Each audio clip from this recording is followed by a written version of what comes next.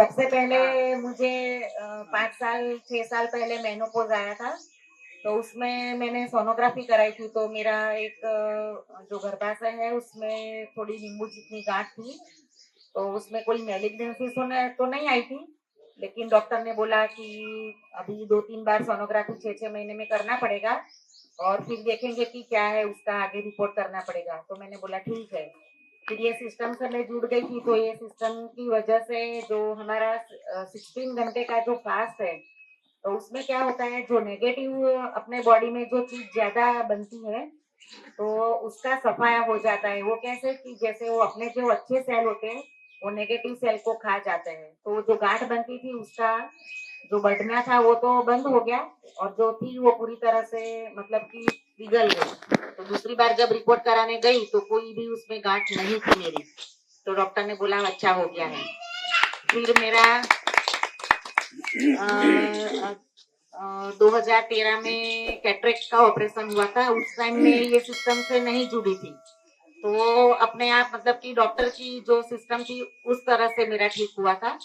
और फिर दूसरी आंख का जो कैटरेक्ट आया वो पिछले साल आया था। तो उसमें ऑपरेशन तो हुआ, लेकिन जो हमें दवाई लेनी पड़ती है दुखावे की या कुछ जितना ध्यान रखना पड़ता है, तो उसमें मैंने 10 दिन में ही मेरा जो काम था वो अपनी अच्छी तरह से करने लगी थी। और वो भी इतनी जल्दी से अच्छी तरह से ठीक हो गया था। फिर अभी ये साल में मेरा ये हुआ कि 2 बार एक ही पैर में मुझे चोट आई। एक बार मेरे रोड एक्सीडेंट में चोट आई तो फ्रैक्चर हुआ। तो 2 महीने में वो बिना कुछ भी मतलब कि जो प्लास्टर लगाते हैं वो नहीं लगाया था, मगर वो जो दूसरा बैंडेज आता है तो उसके सहाय से मेरा फ्रैक्चर ठीक हो गया। तो उसमें मैंने वो पहले ही 3-4 दिन में जो पेन किलर लेनी पड़ती है उसमें भी डॉक्टर ने 3 टाइम या दुखावे जब भी हो जाए तो लेने का बोला था। तो उसमें मैंने सिर्फ दिन में 2 ही बार लेके वो मेरा दुखावा कम कर दिया। और उसके बाद मैंने 3-4 दिन के बाद मैंने कोई दुखावे की गोली नहीं ली और आराम करके ही। और ये न्यू डाइट सिस्टम में जो 16 घंटे का फास्ट और पूरा दिन मतलब कि खाना नहीं खाती थी क्योंकि बेड में रहना है।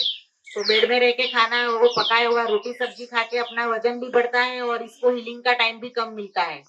तो जो पूरा जो ये प्राकृतिक खाना है तो उसकी हेल्प से खाना जल्दी हजम हो जाता है। तो ये जो दुखावा है या जो फ्रैक्चर है उसको हील होने में ज्यादा टाइम मिलता है।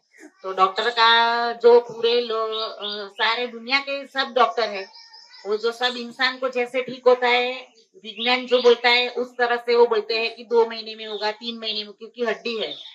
कोई भी अपने से चोट लगती है स्किन पे तो वो 2-3 दिन में या एक वीक में ठीक हो जाते हैं, लेकिन हड्डी में 3 महीना तो होता ही है। तो मेरा यह 1 महीने में हो गया था। और 1 महीना का और रेस्ट था मेरा। तो उस दरमियान में घर पे ऐसे बाथरूम में गिर गई तो फिर से वही पैर में मुझे चोट आई। उसमें फ्रैक्चर नहीं हुआ और वो जो अगला फ्रैक्चर था उसमें भी कुछ नहीं लगा। लेकिन ये मेरा जो पटेला बोन है जो ढीचन बोलते हैं ढाकनी बोलते हैं, उसमें उसका जो सारे मसल्स है टेंडन्स है वो टूट गए थे। और मैं ज्यादा जोर से गिरी थी तो उसकी वजह से वो पूरी ढकनी का मेरा ऑपरेशन करना पड़ा। लेकिन उसमें भी डॉक्टर ने बोला था कि 6 महीने या 3 महीने आपको पैर भी नीचे नहीं रखना है। तो अभी मेरे तो 2 महीना ही हुआ है और मैंने ड्यूटी भी ज्वाइन कर ली है फिर से। और मैं अपने आप अभी आप देख रहे हो कि ऐसे कोई भी बिना सहारा लिए लकड़ी या स्टिक कुछ भी लिए बिना मैं चल सकती हूँ। और इतना मेरा अनुभव है। मेरी लड़की का भी एक्सपीरियंस है कि वो कनाडा में है और वहां पे 6 महीने पहले उसको बॉन में जो वीक बॉन में बॉल आता है तो 50 साल के बाद लोगों को उसमें कुछ प्रॉब्लम आता होगा है। तो उसमें उसको अभी ये 30 साल की उम्र में उसको प्रॉब्लम आया कि उसमें ब्लड सर्कुलेशन नहीं हो रहा था बॉन में। तो उसका कोई जो भी कारण है वैज्ञानिक दृष्टि से तो वो कारण तो उसके लागू ही नहीं पड़ता है। लेकिन कोई भी अननोन वजह से या बैड लक समझो या उसका लक समझो कि उसको यहाँ आना होगा और 6 महीने उसको यहाँ रहने को मिलेगा ट्रीटमेंट की दौरान। तो वो यहाँ पे आ गई और उसका ऑपरेशन हुआ। तो डॉक्टर ने अभी उसको चलना भी नहीं बोला था क्योंकि पैर में जो बोन था वो पूरा वीक हो गया था, डेड हो गया था। ऑपरेशन में उनको बोन मेरो ट्रांसप्लांट किया तो उसमें फिर से जैसे कि ये ट्री है झाड़ है उसमें नए पान आते हैं, ऐसे उसमें बॉन में भी वो जो ब्लड सर्कुलेशन वो फिर से चालू होता है। तो उसको पूरे 6 महीने लगते हैं वो पूरा सर्कुलेशन चालू होने में। और उसका अभी 3 महीना नहीं हुआ है ऑपरेशन का, अभी ये 16 तारीख को 3 महीना पूरा होगा। तो अभी वो भी चलने लगी है।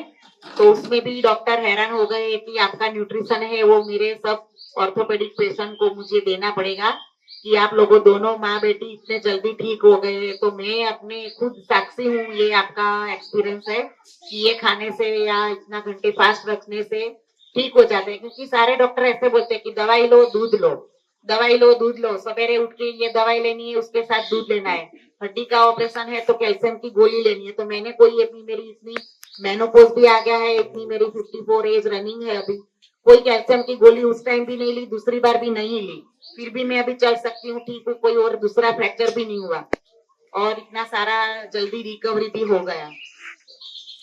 तो ये मेरा इतना सारा एक्सपीरियंस है।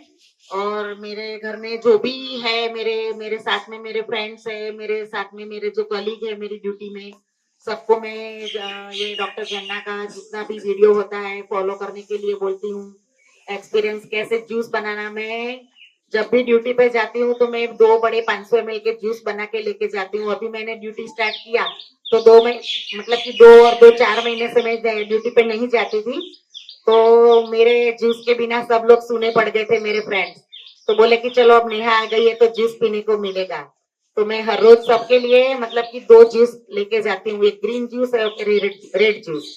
तो सब में से सब दोनों जूस में से सबको बांटती हूँ और बाकी का फ्रूट्स वगैरह लेके जाती हूँ। तो हम लोग सब खाना शेयर करते हैं और मजे से खाना खाते हैं। तो सबको मेरा जूस अच्छा लगता है और सबको मैं बोलती हूँ कि इनसे मिलिए, जूस बनाना सीखिए और जो भी खाना है या कोई भी सलाह लेनी है तो मेरी बहन का वीडियो देखिए, फॉलो करिए। तो सब लोग वैसे करते भी है, प्रॉब्लम में सब पूछते हैं, फोन करते हैं, देखने आते हैं, मिलने आते हैं। और जी, और ये बताइए कि आपने आपने ये क्योर कर दिया तो आपने सुबह से रात तक क्या डाइट लिया, तो आपको ये 6 महीने की जो हीलिंग है वो आपकी दो महीने में आपको हील हो गया, तो आपने ये ऐसा क्या किया, वो पूरे दिन का डाइट शेड्यूल सबको बताइए। मैं 12 बजे तक तो कुछ भी नहीं लेती थी, लेकिन कभी कभी मैं ऐसे ही सोचती हूँ कि बेड में ही रहना है तो 12 बजे तक क्यों, मैं 3 बजे तक की भूख नहीं लगे, 4 बजे नहीं लगे तो मैं 4 बजे तक पानी भी नहीं पीती थी। और उसके बाद मुझे जो भी जूस पीना है, ग्रीन जूस पीना है या रेड जूस पीना है तो वो मैं जूस बनाती हूँ। रेड जूस में मैं गाजर यूज करती हूँ और पोमोग्रेनेट है उसको छिलके के साथ में यूज करती हूँ। अभी स्ट्रॉबेरी की सीजन है तो मैं स्ट्रॉबेरी लेती हूँ, टमाटर लेती हूँ। तो जितने रेड फ्रूट्स और वेजिटेबल है उसका मैं रेड जूस बनाती हूँ। जितने ग्रीन में पत्तियां है और ये पेठा है, दूधी है, ककड़ी है, पालक कोथमीर पुदीना है तो उसका मैं ग्रीन जूस बनाती हूँ। वैसे करके मैं ग्रीन और वो दोनों जूस बनाती हूँ। और कभी कभी फ्रूट में मैं ये संतरे का जूस बनाती हूँ, पाइनएप्पल का जूस बनाती हूँ।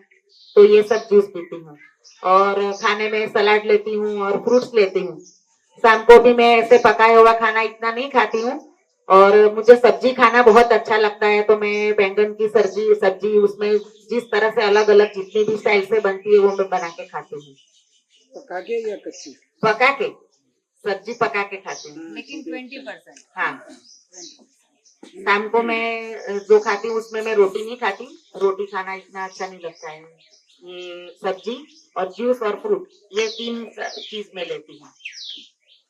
और जो जैसे डॉक्टर बोलते हैं कि और यहाँ सबके घर में ये चलन होता है कि चलो सवेरा हुआ 7 बजे स्कूल जाना है, बच्चे को दूध पिलाओ, फ्रूट दे दो, नाश्ता दे दो।